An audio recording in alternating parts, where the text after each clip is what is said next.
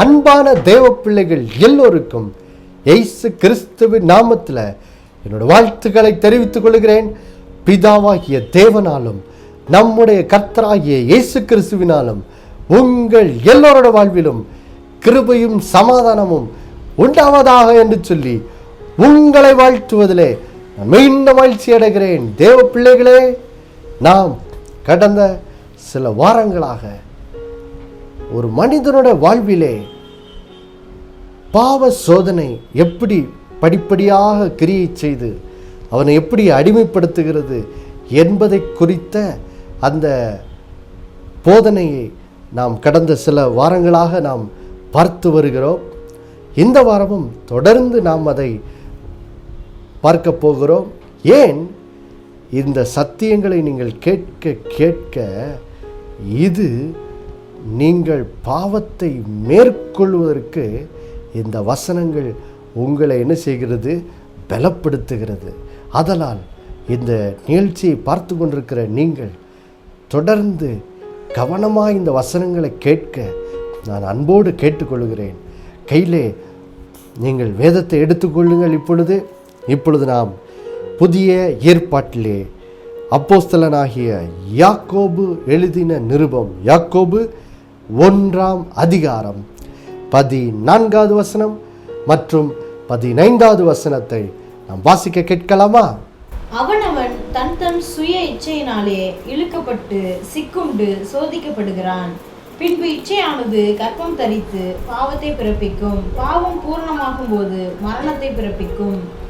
தேவ பிள்ளைகளே, நாம் கடந்த சில வாரங்களாக பாவம் சோதனை ஒருவருடைய வாழ்விலே எப்படி கிரியை செய்கிறது, அதனோட படிகளை நாம் ஒவ்வொன்றாக பார்த்து வருகிறோம். நாம் பாவ சோதனை கிரியை செய்கிற அந்த பாவ சோதனை நம்முடைய வாழ்விலே முதல் படியாக எப்படி கிரியை செய்கிறது பாருங்கள். தேவ பிள்ளைகளே, என்றைக்கு ஒரு மனிதன் கர்த்தர் தனக்கு செய்த நன்மைகளுக்காக அவரை துதித்து பாடி அவருக்கு எப்பொழுது நன்றி சொல்லுவதை தன்னோட வாழ்க்கையிலே நிறுத்துகிறானோ அப்பொழுதுதான் பாருங்க, பாவம் அவனோட வாழ்க்கைக்குள்ளே பிரவேசிக்கிறதுக்கு முதல் படி என்ன செய்கிறது? வைக்கிறது பாருங்கள். அப்போ பாவ சோதனை கிரியை செய்கிற முதல் படி அதுதான். ஒருவன் நன்றி சொல்லுகிறதை நிறுத்துவது, ஒருவன் கர்த்தரை துதிப்பதை நிறுத்துவது. எப்போ நிறுத்துறானோ அப்போவுமே வாழ்க்கைக்குள்ளே பாவம் உள்ளே நுழைஞ்சிக்கிட்டு இருக்குன்னு என்னது அர்த்தம் பாருங்கள். அப்போ அது முதல் படி. ரெண்டாவது படி என்னது? எப்போ ஒரு மனுஷன் பாருங்கள் துதிக்கிறத நிறுத்துறானோ அப்போ அவன் சிந்தையில் என்ன செய்துடுறான்? வீணர் ஆயிடுறான். அப்போது சிந்தையில் வீணரான உடனே பாருங்கள், இப்போது நம்முடைய மனது பிசாசு விளையாடுறதுக்கு ஒரு பெரிய ஃபுட்பால் ஒரு ஸ்டேடியம் மாதிரி என்ன செய்துடுது ஆயிடுது. ஒரு பாருங்கள், அவன் நம்முடைய மனதுக்குள்ளே புகுந்து அவனுடைய பொய்யான எண்ணங்களை விதைப்பதற்கு பாருங்கள், இப்போ நம்முடைய மனது என்ன ஆயிடுதுன்னா ஒரு ஆயத்த நிலைக்கு வந்துடுது. அப்போ எப்போ நீங்கள் கர்த்தரை துதிக்கிறத நிறுத்துறத அவன் பார்க்குறானோ இப்போ பாருங்கள், அவன் தந்திரமாக வந்து தன்னோட பொய்யின் எண்ணங்களை என்ன செய்கிறான்? விதைக்க ஆரம்பிக்கிறான். அப்போது பாருங்கள், முதலாவது எப்போ நம்ம துதிக்கிறது நிறுத்துகிறோமோ, நன்றி சொல்கிறது நிறுத்துகிறோமோ, அடுத்தது பாவ சோதனை பாருங்கள் எப்படி கிரியை செய்கிறது. பிசாசு நம்முடைய மனதில் வந்து தேவனுடைய வார்த்தையை குறித்த சந்தேகங்களை என்ன செய்கிறான்? விதைக்கிறார். தேவனுடைய வார்த்தை குறித்த சந்தேகத்தை என்ன செய்கிறான்? விதைக்கிறான். விதைக்கும்போது என்ன ஆகுது? நம்முடைய மனது இரு மனமாயிருது. தேவனுடைய வார்த்தை ஒன்று சொல்லியிருக்குன்னு நமக்கு தெரியும். ஆனால் இப்போ என்ன ஆயிடுது? நம்முடைய மனசில் அதை குறித்து ஒரு சந்தேகம் வந்துடுது. கர்த்தர் சொல்லியிருந்தாருன்னு நான் இதுக்கு முன்னாடி வாசித்தேன், கேட்டிருக்கேன். ஆனால் இப்போ என்னோடய சூழ்நிலையில் பார்த்தா ஒருவேளை தேவன் இதை சொன்னாரா சொல்லலையா? சொன்னதுண்டோ? சொல்லியிருக்காரோ? இதில் தேவ சித்தம் என்ன அப்படின்னு சொல்லி அவனோட மனதில் பாருங்கள் தேவனோட வார்த்தை குறித்து தேவனுடைய சித்தத்தை குறித்து ஒரு குழப்பம் வந்துடுது. ஒரு தெளிவில்லாத நிலைமை அவனோட மனசில் என்ன செய்து வந்துடுது பாருங்கள். அப்போது எப்போ தேவனுடைய வார்த்தை குறித்து நீங்கள் தெளிவில்லாமல் இருக்கீங்களோ பிசாசு அதை பார்த்துக்கிட்டே இருப்பான். தெளிவில்லைன்னு தெரிஞ்சோடனே பாருங்கள், இப்போ தான் 3வது படி பாருங்கள். பாவ சோதனை கிரியை செய்யறதுக்கான 3வது படி என்னது? அவிசுவாசம். அவிசுவாசம் நம்ம பாருங்கள், ஆதியாகமம் 3ஆம் அதிகாரம் 4-5 வசனத்திலேருந்து அவிசுவாசம் நம்முடைய வாழ்க்கையில் உண்டாக்குவதற்கு பிசாசு விதைக்கும் 4 பொய்களை பார்த்தோம். முதல் பொய் என்னது? நீ பாவம் செய்தால் சாகவே சாவதில்லை, அது முதல் பொய். ரெண்டாவது, நீ பாவம் செய்தால் ஒரு விசேஷித்த ஆசீர்வாதத்தை என்ன செய்வ, அடைவ அப்படின்னு சொல்கிற பொய். அப்போது இந்த முதல் 2 பொய்யும் எது சம்மந்தப்பட்டது? பாவத்தை அழகாக்கி காட்டுகிற பொய்கள். அதுதான் அந்த முதல் 2 பொய். அடுத்தது 3ஆவது பொய் என்னது? அது தேவனை ஒரு தப்பான விதத்தில் நமக்கு எடுத்து காட்டுகிற ஒரு பொய். அது என்ன பொய்? தேவன் நீ இந்த பழத்தை சாப்பிட்டா நீ ஒரு விசேஷத்த ஆசீர்வாதத்தை அடைஞ்சிருவேன்னு அவருக்கு தெரியும். அப்போது அதனால் நீ ஆசீர்வாதத்தை அடைகிறத அவர் விரும்பலை. அதை குறித்து அவர் ஏதோ ஒரு பொறாமை கொள்கிறார். அதனால தான் உன் வாழ்க்கையிலேருந்து இந்த நன்மை என்ன செய்கிறார்? விலக்கி வைக்கிறவர். அப்போது தேவன் பொல்லாதவர், நன்மையை விலக்கி வைக்கிறவர். நீ ஆசீர்வதிக்கப்படுகிறதை அவர் விரும்பாதவர், அதை குறித்து அவர் பொறாமப்படுகிறவர் என்று சொல்லி தேவனை குறித்த ஒரு தப்பான படத்தை நமக்கு கொடுக்குற ஒரு பொய்யை என்ன செய்கிறான்? விதைக்கிறான். இது 3ஆவது பொய். அதாவது தேவன் பொல்லாதவர் என்பது போல் நமக்கு தேவனை காட்டுகிற ஒரு பொய்யை விதைக்கிறான். 3ஆவது, அதாவது 4ஆவது, இதுதான் பாருங்கள் இதுதான் நம்மை பாவம் செய்ய வைக்கும்படி பிசாசு பேசுகிற உச்சக்கட்ட பொய். அது என்ன பொய்? நீ இந்த பழத்தை சாப்பிட்டா தேவர்களை போல ஆயிடுவேன் அப்படின்னு என்ன செய்கிறான்? பொய்யை பேசுகிறான். அதாவது இந்த பொய் தேவர்களை போல ஆயிடுவேன் அப்படின்னு சொல்லி அவன் ஒரு உச்சக்கட்ட பொய்யை என்ன செய்கிறான்? பேசுகிறான். இது என்ன பொய் பாருங்கள். அதாவது இது என்னதுன்னா பாருங்கள், ஒரு காலத்தில் பிசாசு பாருங்கள் எப்படி பாவத்தில் விழுந்து போனான். தேவதூதனாக இருந்த அவன் எப்படி சாத்தானா மாறினா? அவன் தேவனை தள்ளிவிட்டு அவருடைய சிங்காசனத்தை இவன் அடைஞ்சு எல்லாரும் இவனை ஆராதிக்கணும்னு சொல்லி என்ன செய்கிறான்? ஒரு பொல்லாத எண்ணம் கொள்ளுகிறான். அப்போது அவனிடத்தில் இருந்த அந்த பொல்லாத எண்ணத்தை தான் நம்முடைய இருதயங்களையும் விதைக்கிறான். நீ இந்த பாவத்தை செஞ்சால் தேவரில் போல் ஆயிடலாம். அப்போது இனி நீ என்ன செய்ய வேண்டியதில்லை, தேவனுடைய அதிகாரத்துக்கு கீழே என்ன செய்ய வேண்டியதில்லை, வாழ வேண்டியதில்லை. தேவனை உன்னுடைய சிம்மாசனத்திலேருந்து அவரை தள்ளிட்டு இப்போ நீ உன் வாழ்க்கைக்கு நீயே ராஜா, நீயே உனக்கு தேவனாக இருந்து கொண்டு நீ இஷ்டப்படி என்ன செய்யலாம், வாழலாம். தேவன் உன் இடத்துல நீ இது செய்யலாம் செய்யக்கூடாதுன்னு இனி சொல்ல அவருக்கு அதிகாரம் இருக்காது. அவரை உன் வாழ்க்கையின் அதிகாரத்திலேருந்து அவரை தள்ளியாச்சு. நீயே ராஜாவாக இருந்து இஷ்டப்படி வாழ்ந்துக்கலாம். உன்னை யாரும் அதிகாரம் செலுத்துகிற யாரும் இருக்க மாட்டாங்கன்னு சொல்லி இப்படி பாருங்கள், இப்படி உச்சகட்டமாக நம்மளை பாவத்தில் தள்ளுறதுக்கு என்ன செய்கிறான் அவன்? நீ இந்த பழத்தை சாப்பிட்டா தேவர்களை போல் ஆயிடுறான்ற ஒரு பொய்யை என்ன செய்கிறான்? பேசுகிறான். இதுதான் பாருங்கள் எல்லா பொய்க்கும் உச்சகட்ட பொய். எப்போ இந்த பொய்யை ஒரு மனிதன் தன்னோட வாழ்க்கைக்குள்ளே இருதயத்துக்குள்ளே பெற்றுக்கொள்ளுகிறானோ, இனி நான் தேவனுக்கு கீழ்ப்படிஞ்செல்லாம் வாழ வேண்டியதில்லை, அவரோட அதிகாரத்துக்கெல்லாம் வாழ வேண்டியதில்லை, அவரை இனி என் வாழ்க்கையை விட்டு வெளியே தள்ளிட்டு இனி எனக்கு நானே இஷ்டப்படி வாழ்ந்துக்கலாம் அப்படின்னு அப்போ இந்த பழத்தை சாப்பிட்டா அப்படிப்பட்ட ஒரு வாழ்க்கை எனக்கு கிடச்சிரும்னு எப்போ அந்த பொய்யை மனுஷன் தன் இருதயத்துக்குள்ளே உள்வாங்கிறானோ, பாருங்கள் தேவப்பிள்ளைகளே, இப்போது தான் அவனோட இருதயத்தில் என்ன நடக்குன்னா பாருங்கள், இந்த முதல் 3 படிகள் சொன்னேன். நன்றி சொல்லாமல் போகிறது, சந்தேகம் படுறது, அவிசுவாசப்படுறது. இந்த 3 படிகள் தான் பாருங்கள் தேவப்பிள்ளைகளே யாக்கோபு 1ஆம் அதிகாரம் 14வது வசனத்தை விவரிக்க படிகள் பாருங்கள். அதாவது அவன் தன் சுய இச்சையினால் இழுக்கப்பட்டு சிக்குண்டு சோதிக்கப்படுகிறான் என்று சொல்லி இங்கே வசனத்தை வாசித்தோமே. இந்த வசனத்தை விளக்குகிற காரியம்தான் இந்த முதல் 3 இந்த பாவ சோதனையின் படிகள் பாருங்கள். அப்போது எப்போ இந்த 3 காரியத்துக்கு ஒரு மனுஷன் இடம் கொடுக்குறானோ, எப்போ நன்றி சொல்றதில் நிறுத்துறானோ, எப்போ தேவனோட வார்த்தையை சந்தேகப்படுறானோ, எப்போ தேவனுடைய வார்த்தையின் மேல் அவிசுவாசப்படுகிறானோ, அப்போ என்ன ஆகுது பாருங்கள். எப்போ அவிசுவாசப்படுறதுனா என்னது?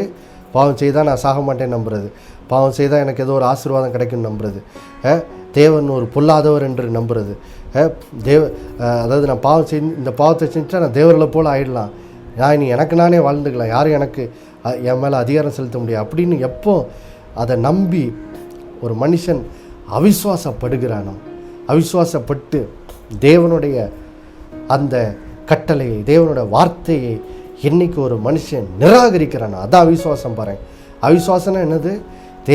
தேவன் சொன்ன வார்த்தையை முற்றிலுமாக நிராகரிக்கிறது. தேவன் சொல்லியிருக்க பாவம் செய்கிற ஆத்மா சாவே சாவுன்னு சொல்லியிருக்கிறாரு. ஆனால் இப்போ அந்த மனுஷன் என்ன செய்கிறான்? பிசாசனோட பொய்களை நம்பி அந்த வார்த்தையை என்ன செய்கிறான்? நிராகரித்து இப்படியாக அவன் எப்பொழுது இந்த அவிசுவாச பாவத்துக்கு இடம் கொடுக்குறானோ அந்த நிமிடம் தான் பாருங்கள், இப்போது யாக்கோபு 1:15 வாழ்க்கையில் என்ன செய்து நிறைவேறுது? வாசிக்க கேட்கலாம். யாக்கோபு 1:1 பின்பு இச்சையானது கர்ப்பம் தரித்து பாவத்தை பிறப்பிக்கும், பாவம் பூரணமாகும் போது மரணத்தை பிறப்பிக்கும். பாருங்கள் தேவ பிள்ளைகளை, அந்த நிமிடத்தில் பாருங்கள் இப்போ என்ன ஆயிடுது? இச்சை பாருங்கள் அவனுடைய இருதயத்தில் கற்பந்தரித்து பாவம் ஒரு மனுஷனோட வாழ்க்கையில் என்ன செய்கிறது? பிறந்து விடுகிறது. அவ்வளோதான். இப்போது ரொம்ப ஒரு ஆபத்தான நிலைக்கு அவனோட வாழ்க்கை என்ன செய்திருச்சு? வந்துருச்சு பாருங்கள். அப்போது யோசித்து பாருங்கள் தேவ பிள்ளைகளே. அதனால தான் பாருங்கள், இந்த முதல் 3 படிகளை தெரிஞ்சுக்கிறது ரொம்ப ரொம்ப முக்கியம். ஏன்னா ஏதோ ஒரு இடத்துல நீங்கள் உங்கள் இருதயத்தில் நான் எங்கேயோ ஒரு இடத்துல ஆண்டவர் நன்றி சொல்கிறது இப்போ என் வாழ்க்கையில் குறைஞ்சிருச்சு அப்படின்னு எப்போ உணர்றீங்களோ, அல்லது ஏதோ ஒரு இடத்துல நான் எப்போ தேவனோட வார்த்தையை சந்தேகப்படுகிறேனே அப்படின்னு நீங்கள் எப்போ உணர்றீங்களோ, அல்லது அதையும் தாண்டி ஏதோ ஒரு இடத்துல இப்போது தேவன் சொல்லிக்க வார்த்தையை குறித்து எப்பொழுது உங்கள் இருதயத்தில் அவிசுவாசம் வருதுன்னு நீங்கள் உணர்றீங்களோ, பரிசுத்த ஆவியினால் உணர்றீங்களோ, உடனே என்ன செய்யணும்? தெளிந்து புத்தியாகி விழித்து கொண்டு நீங்கள் உடனே என்ன செய்யணும்? ஆண்டவரிடத்தில் போய் பாருங்கள், உங்கள் பாவங்களை அறிக்கை செய்து அவர் இரத்தத்தினால் கழுவப்பட்டு பாருங்கள், நீங்கள் உடனே பாருங்கள் தேவனுடைய கரத்தில் உங்கள் வாழ்க்கை என்ன செய்யணும்? அர்ப்பணித்து மறுபடியும் கர்த்தரை என்ன செய்யணும்? விசுவாசிக்கிறவர்களாக நீங்கள் என்ன செய்திடணும்? மாறிடணும். பாருங்கள், அப்படி மாறலன்னா என்னாகும்? இப்போ என்ன செய்யுது? பாவம் உங்கள் இருதயத்தில் என்ன செய்யுச்சு? கற்பந்தரிச்சிருச்சு. இச்சை கற்பந்தரித்து பாவம் உங்கள் இருதயத்தில் என்ன செய்யுச்சு? பிறந்துருச்சு. இன்னும் அவ்வளோதான், இன்னும் கொஞ்சம் நாள் தான் இந்த பாவம் பூர்ணமாகும் போது பாருங்கள் மரணம் உங்கள் வாழ்க்கையில் அந்த பாவம் பூர்ணமாகும் போது அது மரணத்தை என்ன செய்கிறது? பிறப்பிக்கிறதா என்ன செய்யுது? ஆயிடுது பாருங்கள். அப்போ பாருங்கள் தேவ பிள்ளைகளே, இன்றைக்கு இந்த அவிசுவாச பாவம் எப்படி ஒருடைய இருதயத்துக்குள்ளே வரும்போது எப்படி ஒருத்தருடைய வாழ்க்கையை அது எப்படி அழிக்குது அப்படிங்கிறத நமக்கு வெளிப்படுத்துகிற ஒரு எடுத்துக்காட்டுக்கு நம்ம என்ன செய்ய போக போகிறோம் பாருங்கள். நாம் எபிரேயர் இப்பொழுது 3ஆம் அதிகாரத்துக்கு செல்வோம். பாருங்கள், எபிரேயர் 3ஆம் அதிகாரத்தில் பாருங்கள் தேவ பிள்ளைகளே, இந்த எபிரேயர் நிருபம் யாருக்கு எழுதப்பட்டதென்றால் பாருங்கள், 1ஆம் நூற்றாண்டிலே பாருங்கள் முதலாவது சுவிசேஷம் யூதர்களுக்கு தான் என்ன செய்யப்பட்டது? அறிவிக்கப்பட்டது. அப்போது நிறைய யூதர்கள் என்ன செய்தார்கள்? இயேசுவை ஏற்றுக்கொண்டு இயேசுவினுடைய சீடர்களாக என்ன செய்தார்கள்? மாறினார்கள். அப்போது பாருங்கள், இந்த யூத பின்னணியிலிருந்து ரட்சிக்கப்பட்ட இந்த இயேசுவினுடைய சீடர்கள் தங்களை சுற்றி இருக்கிற இந்த பிற யூதர்களிடத்திலிருந்து இவர்கள் என்ன செய்தார்கள்? உபத்திரவத்தை சந்தித்ததுனால என்னாச்சு? பல இந்த ரட்சிக்கப்பட்ட யூத கிறிஸ்தவர்கள் மறுபடியும் தங்களுடைய பழைய வாழ்க்கைக்கே திரும்பி போகும்படிக்கு அவர்கள் என்ன செய்யப்பட்டார்கள்? ரொம்ப சோதிக்கப்பட்டார்கள். அப்போது இந்த யூத கிறிஸ்தவர்கள் தங்களுடைய விசுவாசத்திலிருந்து பின்வாங்கி விடாதபடிக்கு, தங்களுடைய விசுவாசத்தில் தொடர்ந்து நிலைத்திருக்கும்படிக்கு, இயேசுவை பின்பற்றுகிற அந்த வாழ்க்கையில் அவர்கள் நிலைத்திருக்கும்படிக்கு அவர்களை உற்சாகப்படுத்துவதற்காக என்ன செய்கிறார்? இந்த எபிரேயர் ஆசிரியர் இந்த எபிரேயர் நிருபத்தை என்ன செய்கிறார்? எழுதுகிறாரு பாருங்க. எழுதும் போது அந்த 3ஆம் அதிகாரத்தில் இந்த ஜனங்களுக்கு ஒரு எச்சரிப்பின் காரியத்தை சொல்கிறாரு. அதை பார்ப்பதற்கு முன்பாக ஒரு அருமையான பாடலை நம்ம எல்லாரும் சேர்ந்து பாடப்போகிறோம். நம்ம எல்லாருக்கும் தெரிந்த ஒரு மகிழ்ச்சியின் பாடல், குதூகலம் கொண்டாட்டமே என் இயேசுவின் சன்னிதானத்தில் என்ற இந்த அருமையான பாடலை நம்ம எல்லாரும் சேர்ந்து பாடுவோமா? குதூகலம் கொண்டாட்டமே என் இயேசுவின் சன்னிதானத்தில், குதூகலம் கொண்டாட்டமே என் இயேசுவின் சந்நிதானத்தில் ஆனந்தம் ஆனந்தமே, என் நண்பரின் திருப்பாதத்தில் ஆனந்தம் ஆனந்தமே, என் நண்பரின் திருப்பாதத்தில். பாவமெல்லாம் பறந்தது, நோய்கள் எல்லாம் தீர்ந்தது இயேசுவின் இரத்தத்தினால். பாவமெல்லாம் பறந்தது, நோய்கள் எல்லாம் தீர்ந்தது இயேசுவின் இரத்தத்தினால். கிறிஸ்துவுக்குள் வாழ்வு, கிருபையால் மீட்பு, பரிசுத்த ஆவியினால். கிறிஸ்துவுக்குள் வாழ்வு, கிருபையால் மீட்பு, பரிசுத்த ஆவியினால். குதூகலம் கொண்டாட்டமே என் இயேசுவின் சந்நிதானத்தில் ஆனந்தம் ஆனந்தமே, என் நண்பரின் திருப்பாதத்தில் ஆனந்தம் ஆனந்தமே, என் நண்பரின் திருப்பாதத்தில். அல்லேலூயா. தேவ பிள்ளைகளே, நாம் இப்பொழுது எபிரேயர் 3ஆம் அதிகாரத்துக்கு போக போகிறோம். பாருங்க, இங்கே எபிரேயர் ஆசிரியர் பாருங்க, அன்றைக்குள்ள யூத பின்னணியிலிருந்து ரட்சிக்கப்பட்ட அந்த கர்த்தருடைய சீசர்களுக்கு அன்றைக்கு எழுதுனது மட்டும் இல்லை, இன்றைக்கு இந்த வார்த்தைகள் நமக்கும் என்ன செய்திருக்கிறார், எழுதி இருக்கிறார். ஏன்னா இது ஆவியானவர் நமக்கு எழுதின வார்த்தைகள் பாருங்க. அப்போ இங்கே ஆவியானவர் என்ன செய்கிறார், அவிசுவாசத்தினால் நம்முடைய இருதயத்தை நாம் கடினப்படுத்தாதபடிக்கு என்ன செய்கிறார், எச்சரிக்கும்படியாக சில வார்த்தைகளை இங்கே எழுதியிருக்கிறார். அதை நாம் இப்பொழுது வாசிக்க கேட்போம். பாருங்க, முதலாவது எபிரேயர் 3ஆம் அதிகாரம் 7 11 வசனம் வரைக்கும் நாம் வாசிக்க கேட்போம். ஆகையால் பரிசுத்த ஆவியானவர் சொல்லுகிறபடியே இன்று அவருடைய சத்தத்தை கேட்பீர்களாகில், வனாந்தரத்திலே கோபம் மூட்டின போதும் சோதனை நாளில் நடந்தது போல உங்கள் இருதயங்களை கடினப்படுத்தாதிருங்கள். அங்கே உங்கள் பிதாக்கள் என்னை சோதித்து என்னை பரீட்சை பார்த்து 40 வருஷ காலம் என் கிரியைகளை கண்டார்கள். ஆதலால் நான் அந்த சந்ததியை ஆலோசித்து, அவர்கள் எப்பொழுதும் வழுவி போகிற இருதயமுள்ள ஜனம் என்றும் என்னுடைய வழிகளை அறியாதவர்கள் என்றும் சொல்லி, என்னுடைய இளைப்பாறுதலில் அவர்கள் பிரவேசிப்பதில்லை என்று என்னுடைய கோபத்திலே ஆணையிட்டேன் என்றார். பாருங்கள் தேவ பிள்ளைகளே, வேதம் இங்கே எவ்வளோ பாருங்க, இந்த எபிரேயர் 3ஆம் அதிகாரம் 7வது வசனம் எவ்வளோ அழகாக பேசுது பாருங்க.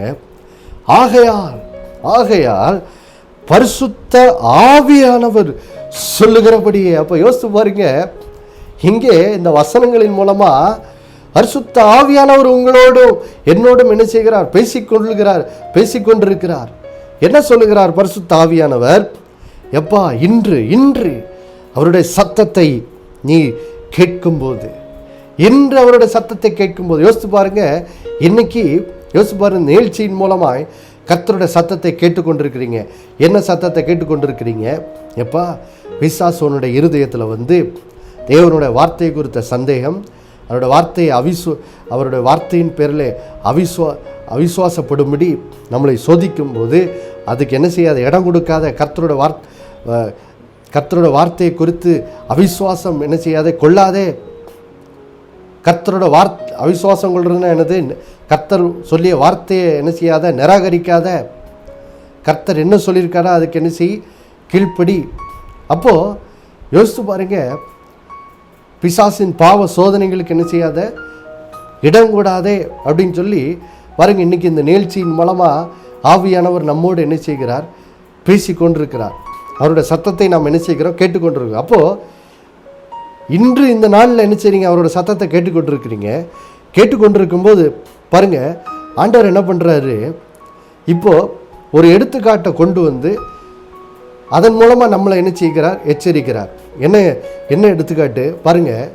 மோசையின் தலைமையில் கிட்டத்தட்ட 20-30 லட்சம் இஸ்ரேல் ஜனங்கள் எகிப்தின் அடிமைத்தனத்திலிருந்து விடுதலையாகி, எகிப்திலேருந்து என்ன செய்தார்கள், விடுதலையானார்கள் பாருங்கள். அப்போது இந்த ஜனங்கள் குறித்த தேவ சித்தனை இவங்க எகிப்திலேருந்து விடுதலையாகி கானான் தேசத்துக்கு கொண்டு போய் இவர்களை என்ன செய்யணும், சேர்க்கணும். கானானை இவர்களுக்கு சுதந்திரமாக கொடுக்கணும் தான் ஆண்டவர் மோசேயின் தலைமையில் இந்த ஜனங்களை விடுவித்து என்ன செய்தார்? எகிப்தின் பார்வோன் கையிலிருந்து விடுதலையாக்கி இவர்களை அழைத்து கொண்டு வந்தார். இவர்களை விடுதலையாக்குவதற்காக அன்றைக்கு எந்த மனுஷனும் காணாத ஆச்சரியமான அதிசயங்களை அவர் எகிப்திலே என்ன செய்தார்? நடப்பித்தார். செங்கடல் இரண்டாக என்ன செய்தது? பிளந்தது. இப்படியாக கர்த்தர் பெரிய பெரிய அதிசயங்களை செய்தார். இதையெல்லாம் இந்த இஸ்ரேல் ஜனோட கண்கள் என்ன செய்தது? கண்டது. ஆனாலும் கூட இவ்வளவு அதிசயத்தை கர்த்தர் செய்ததை இந்த இஸ்ரேல் ஜனங்கள் கண்டும் இவர்கள் என்ன செய்தார்களாம்? வனாந்தரத்திலே கர்த்தரை எப்பொழுதும் என்ன செய்தார்கள்? கோபமூட்டினார்கள். தங்களுடைய இருதயத்தை என்ன செய்தார்கள்? எப்பொழுதும் கடினப்படுத்தினார்கள். எப்படி இது நடந்துச்சு பாருங்க. நீங்க பழைய ஏற்பாட்டில் யாத்திராகமும் 15ஆம் அதிகாரம் 16 17ஆம் அதிகாரத்தெல்லாம் நீங்க வாசித்தீர்கள் என்றால் பாருங்க, இப்போ இஸ்ரேல் ஜனங்கள் செங்கடலை கடந்து வனாந்திரத்தின் வழியாக கானானுக்கு செல்லும்படி கர்த்தர் வழி நடத்தி வருகிறார். இப்போ கானானுக்கு போறதுக்கு முன்னாடி ஒரு வனாந்திரத்தை அவர்கள் என்ன செய்ய வேண்டியிருந்துச்சு? கடந்து போக வேண்டியதாக என்ன செய்து இருந்துச்சு. இப்போ வனாந்திரத்தில் பல சவால்களை எதிர்கொள்கிறார்கள். முதலாவது யாத்திராகமம் 15ஆம் அதிகாரத்தில் குடிக்க என்னது? தண்ணி இல்லை. அடுத்தது யாத்திராகமம் 16ஆம் அதிகாரத்தில் அவர்களுக்கு சாப்பிடுவதற்கு உணவு இல்லை. பின்பு யாத்திராகமம் 17 மறுபடியும் பாருங்க, அவர்களுக்கு குடிக்க தண்ணீர் இல்லை. அப்போ ஒவ்வொரு பிரச்சனைகளை அவர்கள் என்ன செய்கிறார்கள்? எதிர்கொள்கிறார்கள். ஆனால் ஒவ்வொரு சவாலையும் எதிர்கொள்ளும் போது இந்த இஸ்ரேல் ஜனங்கள் என்ன செய்திருக்கணும்? எங்களை ஆண்டவர் அவ்வளவு பலத்த கையினால் பெரிய பெரிய அற்புதங்களை செய்து எங்களை எகிப்தின் அடிமைத்தனத்திலிருந்து விடுதலை ஆக்கினாரே, அப்போ இவ்வளோ பெரிய அற்புதத்தை செய்வதற்கு என் தேவனால் கூடுமானால் இந்த வனாந்தரத்தில் தேவன் எனக்கு சாப்பாடு தரமாட்டாரா? தேவன் எனக்கு குடிக்க தண்ணீர் தரமாட்டாரா? கண்டிப்பாக தருவார். நான் கர்த்தரை என்ன செய்ய போகிறேன்? நம்ப போகிறேன்னு சொல்லி இந்த ஜனங்கள் என்ன செய்திருக்கணும்? கர்த்தரை நம்பி இருக்கணும். ஆனால் அதற்கு பதில் என்ன தெரியுமா பண்ணினார்கள்? இவர்கள் வனாந்தரத்திலே தங்களுடைய இருதயத்தை என்ன செய்தார்கள்? கடினப்படுத்தினார்கள். கடினப்படுத்தி அவர்கள் தேவனுக்கு விரோதமாக என்ன செய்தார்கள்? முறுமுறுத்து இப்படியாக வனாந்தரத்திலே தேவனை என்ன செய்தார்கள்? கோபமூட்டினார்கள். அடுத்தது பாருங்க, அடுத்தது வசனம் சொல்லுது, அங்கே உங்கள் பிதாக்கள் என்னை சோதித்து என்னை பரீட்சை பார்த்து 40 வருஷ காலம் என் கிரியைகளை கண்டார்கள். இப்போ யோசித்து பாருங்க, 40 வருஷம் காலமாக இந்த இஸ்ரேல் ஜனங்கள் தேவனுடைய கிரியை வனாந்தரத்திலே கண்டார்கள். எப்படி கண்டார்கள்? கர்த்தர்களை பாருங்க அனுதினமும் நடத்துவதற்காக மேக ஸ்தம்பத்திலும் இரவிலே அக்னி ஸ்தம்பத்தின் மூலமாகவும் பாருங்க இஸ்ரேல் ஜனங்களை அன்றாடம் நடத்தினார். அவர்களை எதிரியின் கைகளிலிருந்து ரட்சித்தார். தண்ணீர் கேட்டபோது தண்ணீர் கொடுத்தார். அவர்களுக்கு கறி சாப்பாடு வேணும்னு சொன்ன போது வனாந்தரத்திலே காடைகளை தேவைக்கு அதிகமாக கொடுத்தார். என்னெல்லாம் கேட்டார்களோ எல்லாவற்றையும் தேவன் அவர்களுக்கு என்ன செய்தார்? கொடுத்தார். பாருங்க, அவ்வளவு அற்புதங்களை இந்த ஜனங்கள் கண்டாலும் பாருங்க, இவர்கள் ஒரு நாள் கூட இந்த இஸ்ரேல் ஜனங்கள் கர்த்தருக்கு நன்றி சொல்லவே இல்லை. கர்த்தருக்கு நன்றி சொல்லாம ஒவ்வொரு சூழ்நிலையப்போ எப்பவும் கர்த்தர் பேர்ல சந்தேகப்பட்டுட்டு, எப்பவும் கர்த்தர் மேல அவிசுவாசப்பட்டு, எப்போ பார்த்தாலும் பாருங்க மோசைக்கு விரோதமாகவும் கர்த்தருக்கு விரோதமாகவும் முறுமுறுத்துக்கிட்டே இருந்து பாருங்க இப்படியாக வனாந்தரத்தில் கர்த்தரை பாருங்க பரீட்சையை பார்த்து கர்த்தரை கோபம் போட்டிக்கிட்டே இருந்தாங்க. அதனால என்னாச்சா பாருங்க, இந்த சந்ததியை கர்த்தர் ஆலோசித்து இவர்கள் வழி போகிற இருதயமுள்ள ஜனம் என்று கண்டு பாருங்க இவர்கள் என்னுடைய இளைப்பாறுதலில் பிரவேசிப்பதில்லை என்று சொல்லி என்ன செய்தார்? அவருடைய கோபத்தில் என்ன செய்தார்? ஆணையிட்டார். அப்போ கர்த்தர் என்ன சொல்றாரு பாருங்க, இந்த இந்த இந்த கீழ்ப்படியாத இஸ்ரேல் சந்ததியை கொண்டு வந்து பாருங்க கர்த்தர் இப்போ என்ன செய்யறாரு? இந்த கர்த்தர் அன்றைக்குள்ள அந்த கிறிஸ்தவர்கள் இடத்திலும் இன்றைக்கு நம்ம இடத்துல ஆண்டவர் என்ன செய்கிறார்? இப்போ இப்படி பேசுறாரு. என்ன பேசுறாரு?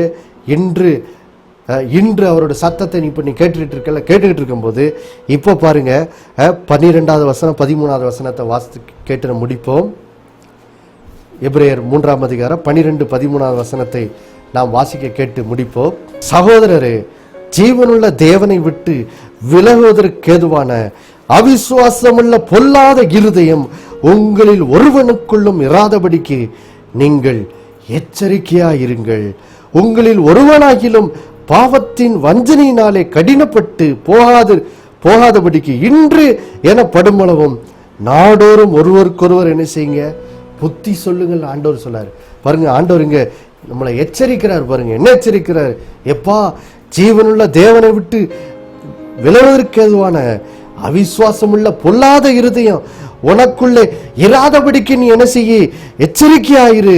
நீ பாவத்தின் வஞ்சனையால உன் இருதயம் இந்த இஸ்ரேல் ஜனங்களை போல கடினப்பட்டு போய்விடாதபடி என்ன செய்ய, எச்சரிக்கையாரு என்று சொல்லி கர்த்தருடைய ஆவியானவர் நமக்கு நீங்க என்ன செய்கிறார், எச்சரிக்கிறார்.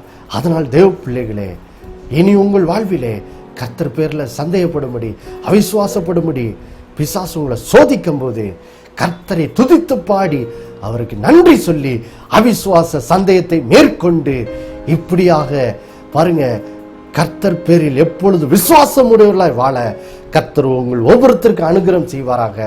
நாம் ஜெபிப்போம். அன்புள்ள பரலோக பிதாவே, ஆண்டவராகிய இயேசுவின் நாமத்திலும் சமூகத்தில் வருகிறோப்பா. அப்பா, இந்த நாளில் நீர் எங்களோடு கூட ஒரு அன்பின் எச்சரிக்கையை பேசினதுக்காக ஸ்தோத்திரம். இஸ்ரேல் ஜனங்களை ஒரு எடுத்துக்காட்டா பேசி அந்த ஜனம் என்னுடைய எத்தனையோ அற்புதத்தை கண்டும் அவர்கள் என்னை நம்பாமல் என் பேரில் அவிசுவாசப்பட்டு எப்பொழுது எனக்கு விரோதமாய் முறுமுறுத்து பாவம் செய்துட்டே இருந்தாங்க. இன்று நீ என் சத்தத்தை கேட்டுக்கொண்டிருக்க ஆண்டவர் உங்களை பார்த்து பேசுகிறார். அன்பு தாயாரே, அன்பு சகோதரரே, அன்பு பிள்ளைகளே, குறிப்பாக இதை கேட்டுக்கொண்டிருக்க அன்பு தாயாரே, கர்த்தர் உங்களை பார்த்து பேசுகிறார். உன் வீட்டில் உள்ள பிரச்சனையை நிமித்தம் கர்த்தரை விட்டு விழுவதற்கு ஏதுவான ஒரு அவிசுவாச பாவம் உங்கள் இருதயத்தை நிரப்பிக் கொண்டிருக்கிறது. கர்த்தர் சொல்றாரு, இந்த வேளையிலே நீங்கள் முழங்கால் படியிட்டு கர்த்தரிடத்துல கர்த்தரை நோக்கி கூப்பிட்டு ஆண்டவரே என் பாவத்தை மன்னியும் என்று சொல்லி கேட்டு இப்பொழுதே அந்த அவிசுவாச பாவத்திலிருந்து உங்களை விடுவிக்கும்படி கர்த்தரா இயேசுவின் நாமத்தை கூப்பிடுங்கள் என்று கர்த்தர் உங்களை பார்த்து பேசுகிறார். யார் யாரெல்லாம் இந்த வேளையில் அவிசுவாச பாவத்தினால் சோதிக்கப்படுகிறீர்கள், கர்த்தரை நோக்கி கூப்பிடுங்க. இயேசுவின் நாமத்தை கூப்பிடுங்க. இயேசுவே என்னை பாவத்திலிருந்து ரட்சியும் என்று கூப்பிடுங்கள். ஏனெனில் கர்த்தருடைய நாமத்தை தொழுது கொள்ளுகிற எவனும் ரட்சிக்கப்படுவான் என்று வேதம் சொல்லுகிறது. ஆண்டவரே, இந்த நாளிலே இந்த வசனத்தை கேட்டுக்கொண்டு ஒவ்வொருத்தரையும் இந்த நாளிலே அந்த பொல்லாத அவிசுவாச பாவத்திலிருந்து நீர் விடுவித்து இந்த பிள்ளைகள் அவிசுவாசப்படாமல் உன் பேரில் விசுவாசமாய் இருக்கும்படி இந்த வேளையில் அவர்களை பலப்படுத்தினதுக்காக நன்றி. இயேசுவின் நாமத்தில் வேண்டிக் கொள்கிறோம் நல்ல பிதாவே, ஆமேன். மறுபடியும் அடுத்த வாரம் சந்திக்கும் வரை உங்களுக்கு நினைப்பூட்டுகிறேன், இயேசுவே ஆண்டவர். ஒவ்வொரு நாளும் அவர் மேல் விசுவாசம் வைத்து வாழுங்கள். ஆமேன்.